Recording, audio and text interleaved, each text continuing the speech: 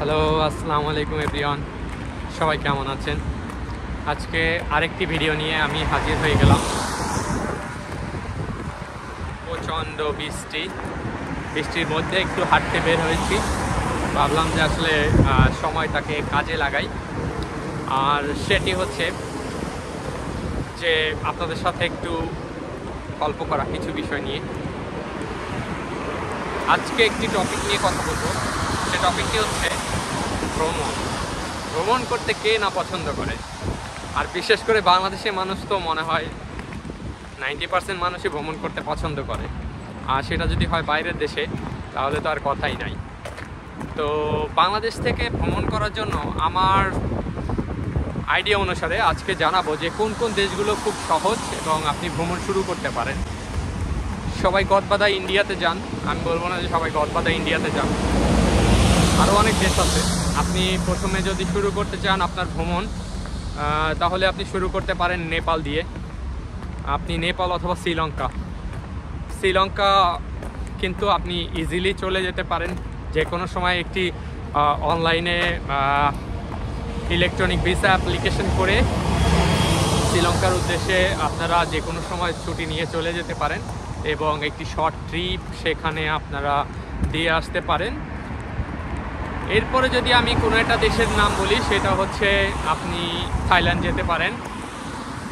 এবং থাইল্যান্ড যাওয়ার সময় আপনাকে বুদ্ধি করে কম্বোডিয়ার জন্য প্ল্যান করে নিতে হবে, যাতে আপনি থাইল্যান্ডের পাশাপাশি থাইল্যান্ড থেকে ভিসা নিয়ে কম্বোডিয়াও ভ্রমণ করে আসতে পারেন।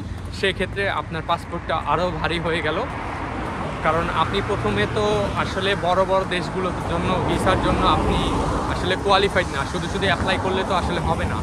সো আপনি এভাবে প্ল্যান করতে পারেন যে আপনি প্রথমে নেপাল গেলেন, তারপরে থাইল্যান্ড এবং কম্বোডিয়ার জন্য প্ল্যান করলেন।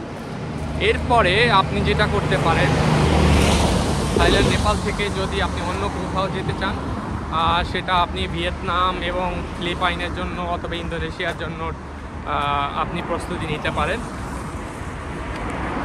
এই দেশগুলোতে যদি আপনি ভ্রমণ করেন, আপনার খরচ খুবই কম। আমরা অনেকেই মনে করি যে আমাদের ভ্রমণটা শুরু হওয়া উচিত ইন্ডিয়া থেকে, অন্য দেশে আমরা যেতে পারবো না। আসলে তা ঠিক না। আমার মনে হয় ইন্ডিয়ার চেয়ে শ্রীলঙ্কা অপশনটা সবচেয়ে বেটার, কারণ শ্রীলঙ্কাতে আপনি ভিসার এত হ্যাসেল নাই। আপনি অ্যাপ্লাই করে ইলেকট্রনিক্যালি ভিসা নিয়ে আপনি সুন্দরভাবে চলে যেতে পারেন। তো এরপরে যদি আপনার আরও ভ্রমণ করার কোনো প্ল্যান থাকে, সেটা আপনি হয়তোবা সিঙ্গাপুর, মালয়েশিয়া দেখতে পারেন, বাট নট নেসেসারিলি। এরপরে আপনি বড় দেশগুলো হয়তোবা ভিসা পেয়ে যাবেন যখন আপনার 4টা 5টা 6টা দেশে ভ্রমণ থাকবে। আপনি যদি ওয়েল কোয়ালিফাইড হন, ভালো একটি জব করেন, ভালো একটি স্যালারি উইথড্র করেন পার মান্থ, সেক্ষেত্রে আপনার জন্য আসলে ভ্রমণ করার জাস্ট ইচ্ছার ব্যাপার এবং অ্যাপ্লিকেশন সুন্দরভাবে করার ব্যাপার। আপনি যদি সুন্দরভাবে ভুল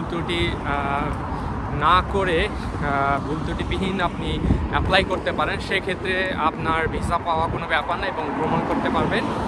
আর কম খরচে ভ্রমণ করার জন্য যেসব দেশের কথা বললাম, আসলে ভ্রমণ কখনো কম খরচে হয় না।